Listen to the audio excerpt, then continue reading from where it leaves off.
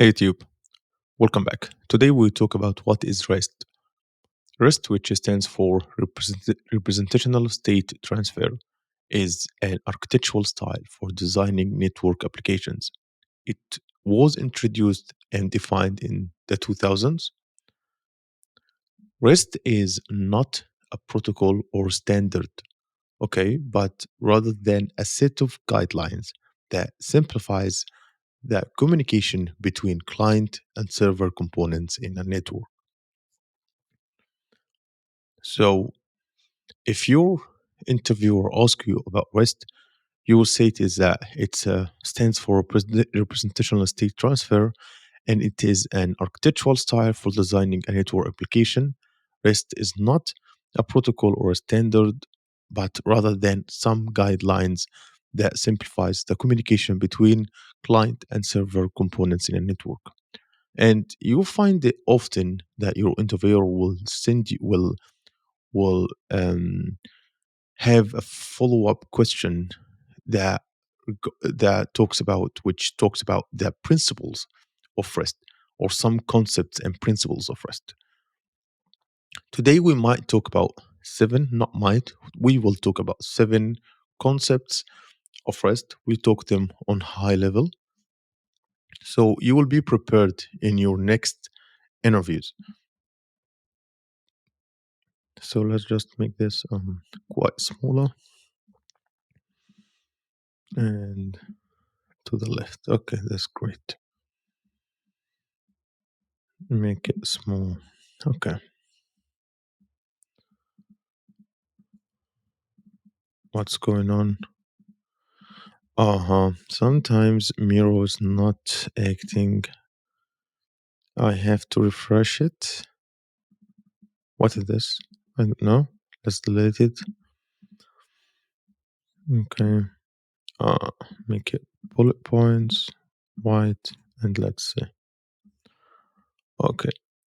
The first concept that we will talk about, which will be the resources. The fundamental concept in REST is the resource. Resources are the entities or data on which operations are performed. Each resource is identified by a stale URI, which is Uniform Resource Identifier. So, for example, if we have, let's say we have an e-commerce and we have orders. So we will have, for example, we have orders, products, stuff. Oh, this is pretty thick. Let's just go back.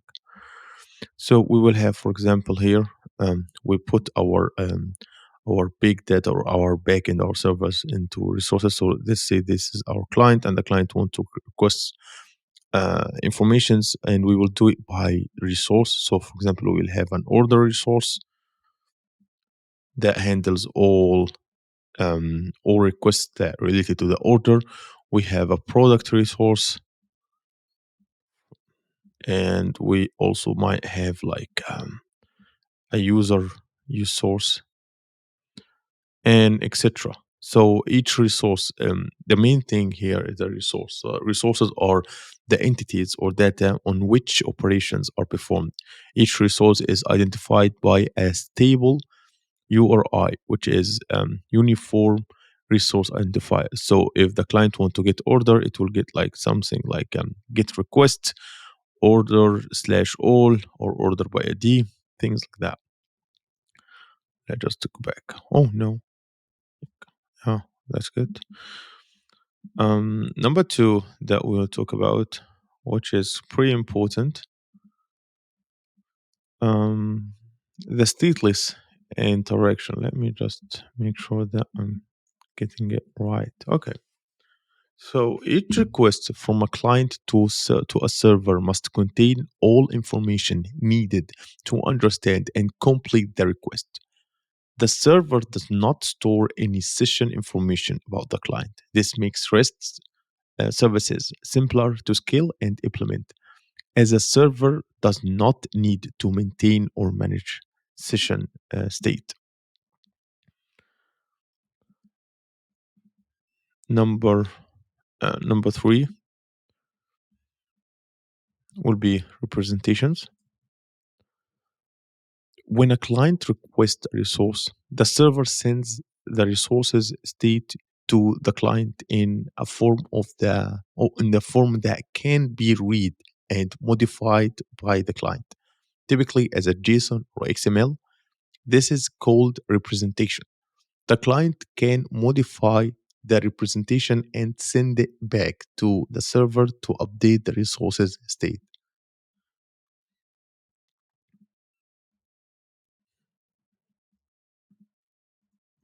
Number four, uniform interface. REST API use a standardized interface which typically involves standard HTTP methods such as get, post, put, delete, etc.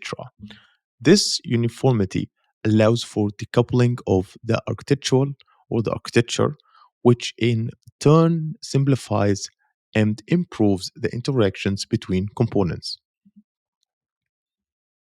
Number five, the cacheable responses. REST encourage the use of caching to improve network efficiency. Responses should explicitly state when they are cacheable and for how long, helping to reduce the need for some client server interactions.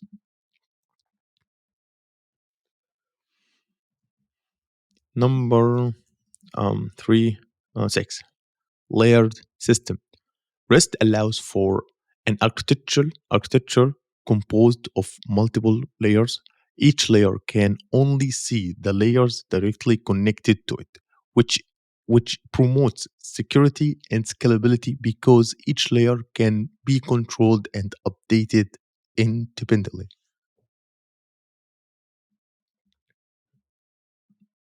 Number seven, which is optional to talk about, which is code on demand. Servers can temporarily extend or customize the functionality of the client by the transfer of executable code, such as scripts that the client can execute. This principle is less commonly used compared to the others. So, in conclusion, REST is a widely used for building web services due to its simplicity, scalability, and flexibility. It fits well with the HTTP protocol used on the web, but can be applied to other protocols as well. The RESTful approach simplifies communication over a network, making it popular choice for public APIs and web services design. So, that's it for today's video, and see you in future videos.